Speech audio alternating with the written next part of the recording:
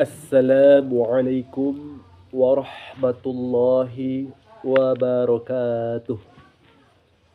Alhamdulillah, alhamdulillahi rabbil alamin. Wassalatu wassalamu ala asrafil anbiya'i wal mursalin wa ala alihi wa sahbihi ajma'in. Puji syukur atas kehadiran Allah Subhanahu wa taala yang mana Allah telah memberikan rahmat dan nikmatnya kepada seluruh manusia, terutama kita yang telah menghadiri pengajian di malam hari ini.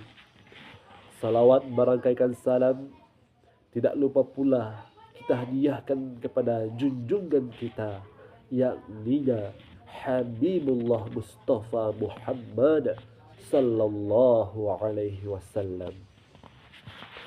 Para jemaah yang dimuliakan oleh Allah Subhanahu wa taala. Di dalam berkehidupan ini Allah telah menciptakan 3 makhluk yang utama. Yang pertama para malaikat, yang kedua para manusia, yang ketiga para jin. 2 di antara 3 ini Allah akan memintakan pertanggungjawabannya saat di akhirat nanti. Siapa? Manusia dan jin. Oleh karena itu, Allah telah menugaskan kepada seluruh manusia untuk menjadi khalifah, pemimpin di berkehidupan di muka bumi ini. Yang tugas manusia itu sebagai pemimpin ialah membangun bagaimana berkehidupan berkelanjutan di muka bumi ini, mengembangkannya, menjaganya. Itulah tugas khalifah, pemimpin. Namun dalam berkehidupan sekarang, konteks sekarang, banyak yang jadi manusia namun tidak tahu bagaimana hakikatnya menjadi manusia.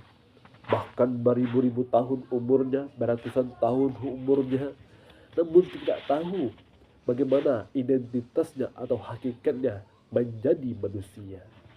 Oleh karena itu Allah Subhanahu wa taala telah menjelaskan dalam Al-Qur'an. Di dalam Al-Qur'an tersebut Allah menyebutkan kata manusia namun mempunyai makna yang berbeda-beda. Contohnya dalam surah An-Nas. Qul a'udzu birabbin nas. Bukankah kata An-Nas tersebut menunjuk juga kepada manusia? Dalam surah lain, surah Al-Kahfi ayat 110 itu, Qul innama ana basyarum mithlukum. Bukankah kata al-bashar itu menunjuk juga kepada manusia? Dalam surah Az-Zariyat ayat 56, wa ma khalaqtu wal jinna wal ins illa liya'budun. Bukankah kata al-ins menunjuk juga kepada manusia?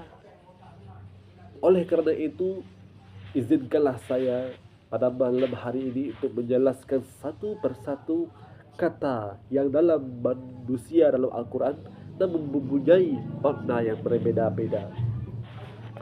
Pada hari ini jemaah yang dimuliakan oleh Allah, kita mulai dalam kata al-bashar. Kata al-bashar, kalau kita secara pengertian, secara fisikal, bahwa kata al-bashar mempunyai tampak yang elok gitu. Contohnya kulit kita ini mulus, elok. Rupawan kita, wajah kita, rambut kita, kaki kita mempunyai bentuk yang elok dari penciptaan lainnya seperti binatang dan tumbuh-tumbuhan. Coba kita bandingkan tangan kita dengan tangan harimau. Dengan tangan kita ini sebagai manusia, kita bisa mengambil benda-benda yang ada di sekitar kita. Namun berbeda dengan binatang-binatang seperti harimau, dia mempunyai tangan, cuma tangannya itu pasti terletak di bawah, tidak bisa mengambil sana sini. Harus dengan mulutnya lah dia harus bisa makan, minum dan lain-lain. Itulah kesempurnaan kita sebagai manusia. Oleh karena itu Allah dalam surah At-Tin tersebut, Allah telah bersumpah 3 kali. Wattini wazaitun. Maksudnya tempah waktu itu adalah risalah kenabiannya Nabi Isa. wa turi sinin, yaitu bukit Sina pertama kalinya seorang Nabi Musa menerima wahyu menjadi rasul. Wa hadzal baladil amin, bukankah di tempat itu, di tempat wa hadzal baladil amin ditafsirkan tempat Mekkah dan Madinah, di mana kenabian kita Rasulullah sallallahu alaihi wasallam menjadi seorang nabi dan diangkatnya menjadi seorang rasul. Tiga hal ini Allah telah bersumpah untuk menekankan pada di surah selanjutnya di ayat selanjutnya itu Allah mengatakan laqad khalaqnal insana fi ahsani taqwim. Sungguh Allah telah menciptakan manusia itu dalam bentuk sebaik-baiknya gitu. Itulah manusia. Makanya manusia itu diidentik sebagai penghamba Allah saja. Manusia sebagai hamba yang taat kepada Allah. Makanya tidak boleh kita itu istilahnya melebihi Tuhan. Tuhan dengan kita dibandingkan dengan manusia itu jauh lebih bedanya. Allah itu mempunyai zat gitu. Zat yang tidak ketahui rupanya, bentuknya gitu. Sedangkan kita punya bentuk, punya kelemahan masing-masing. Oleh karena itu kelemahan, makanya kelemahan kita itu kita gantungkan kepada zat yang maha kuat tersebut gitu. Kita minta penguatan kepada hamba, kepada Tuhan kita Allah Subhanahu wa taala. Oleh karena itu bahkan seorang nabi dan seorang rasul pun dalam surah Al-Kahfi yang kita sebutkan tadi, qul innama ana basyarum mithlukum. Bukankah kata Rasul itu, kata dalam Al-Quran itu, kata Rasul, bukankah aku juga manusianya? Aku tidak boleh dikultuskan. Itulah kata dalam surah Al-Kahfi ayat 110 itu. Bahkan seorang Nabi dan Rasul pun tidak boleh mengakui dirinya menjadi Tuhan. Namun bagaimana dengan nabi-nabi yang misalnya umatnya Kristiani atau apa, itu terjadi pola pemikiran manusia mengenai apakah Nabi Isa itu, kalau di pandangan orang Kristen itu dia menganggap Nabi Isa itu adalah Yesus Kristus, adalah Tuhan gitu. Sedangkan kita sebagai umat Islam, kita itu menganggap Nabi Isa itu adalah Nabi, seorang utusan dari Allah Subhanahu wa taala. Itulah kata al-bashar secara pengertiannya. Lanjut kepada kata al-ins. Menurut seorang mufassir kontemporer yang bernama Aisyah binti Syati, yang berjudul dengan tulisannya dalam kitabnya Al-Quranul Insan. Itulah judul kitabnya. Seorang Aisyah binti Syati ini adalah seorang ulama kontemporer yang hidup pada zaman sekarang itu. Beliau mengatakan bahwa al-ins, kata al-ins itu mempunyai dua makna.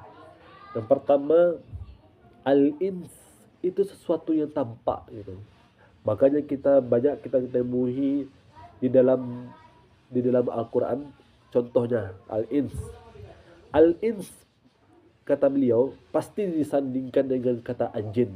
Itu mempunyai makna bahwa al-ins dengan jin itu mempunyai dua sifat yang berbeda. Contoh dalam surah Az-Zariyat ayat 56 tersebut, Allah mengatakan, "Wa ma khalaqtu wal jinna wal ins." Bukankah kata al-ins dengan jin itu bersanding? Seakan-akan bahwa, makanya para ulama, kata beliau mengatakan bahwa al-ins itu mempunyai tampak, sifatnya tampak itu. Misalnya kita ini masuk kuliah tampak oleh dosen, keluar kuliah tampak oleh teman-teman, masuk ke kampus tampak oleh teman-teman lagi. Itu manusia gitu, tampak. Beda dengan jin. Kalau jin itu sifatnya istilahnya tersembunyi gitu, tidak tampak oleh pandangan manusia, tersembunyi dalam hal alam lainnya yang diciptakan oleh Allah. Itu jin. Jin juga sifatnya begitulah, tidak tampak oleh pandangan kita. Makanya kalau dalam redaksi kata lainnya, surga diartikan dalam bahasa Arab jannah. Apakah surga itu tampak dalam pandangan kita? Tidak. Janin, apakah janin itu tampak? dalam pandangan kita? Tidak. Janin itu dalam perut ibu, yang berada dalam perut ibu itu janin. Apakah tampak? Tidak. Itulah perbedaannya antara al-ins dan jin. Kedua, kata beliau bahwa al-ins itu mempunyai sifat yang lembut gitu. Contohnya begini. Contohnya itu kalau apabila seseorang itu berkata selama ini dia tidak pernah berbohong, namun besok-besoknya dia berbohong satu kali, maka hatinya pasti menolak. Itulah sifat nurani hati manusia itu. Sifat dasarnya manusia itu. Apapun perbuatan penyimpangan, kejahatan yang dia lakukan, pasti di hati kecilnya itu pasti ada menolak. Kenapa ya aku begitu? Kenapa ya saya begini? Ya, pasti hatinya berkata begitu. Walaupun secara langsung dia berbuat kejahatan, namun hatinya pasti menolak. Itulah kata al-ins, lembut itu. Mempunyai sikap yang lembut, ramah, tamah kepada semua manusia. Itulah sifat dasarnya. Kedua, kata al-insan. Kata al-insan itu bermakna dalam kitab, dalam seorang ulama Ibnu Manzur, dalam kitab Lisanul Arabi. Di dalam sana beliau mengatakan bahwa al-ins itu mempunyai 3 makna gitu. Al-insan berarti ya saya sebutkan salah satunya, al-alim, alim, yaitu al-insan itu istilahnya salah satunya katanya alim itu yang mengetahui gitu. Seperti dalam surah Al-A'raf itu, Iqra bismi rabbikal ladzi khalaq, khalaqal insan. Bukan kata insan itu bersanding dengan kata Iqra. Kalau di sana tafsirnya di dalam tafsir manapun bahwa al-Iqra dengan al-insan, yang mana al-insan itu salah satunya artinya yang mengetahui. Artinya ya yang mengetahui. Artinya dengan al-Iqra bacalah saat Nabi baru mendapatkan wahyu. Apakah malaikat Jibril menyuruh Nabi Muhammad untuk membacakan? Iya. Nabi suruh, ada malaikat suruh bacalah Muhammad. Artinya dengan membaca itu, para ulama telah mengatakan dengan membaca itu bahwa di sanalah kita mendapatkan informasi-informasi. Bukankah kita memulai membaca buku dengan membaca sebelum membuat data? Bukankah kita membaca makalah, membaca skripsi, membaca jurnal? Apakah kita dulu itu membaca?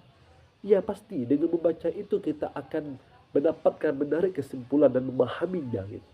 Itulah sifat manusia al-alim, yang mengetahui dengan cara membaca. Makanya Iqra disandingkan dalam surah tersebut al-ins. Istilahnya dengan membaca itulah kita itu salah satunya dapat mengetahui ilmu-ilmu pengetahuan yang ada di dalam Al-Quran.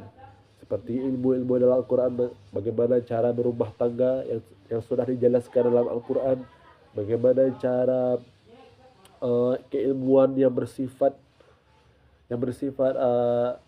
pengetahuan fisika, kimia, biologi dan lain-lain. Itu semua ada dalam Al-Quran.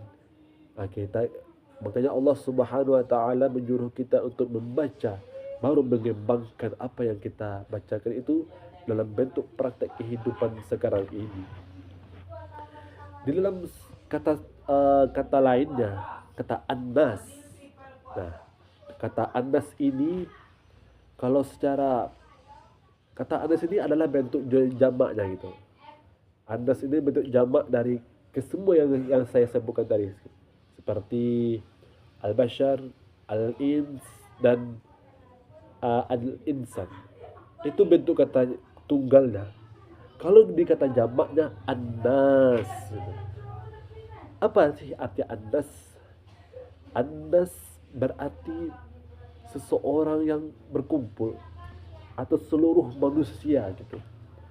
Bahkan kata annas ini, apabila seorang insan laki-laki dan insan perempuan bertemu, maka itu pasti mempunyai keturunannya sampai ke anaknya, ke cucu-cucunya, ke generasi-generasi yang berikutnya, membuat sebuah kelompok yang banyak gitu. Maka Itulah An-Nas, mempunyai seluruh aspek manusia berkelompok itu. An-Nas, makanya dalam surah An-Nisa ayat 1 itu Allah mengatakan ya ayuhan nas.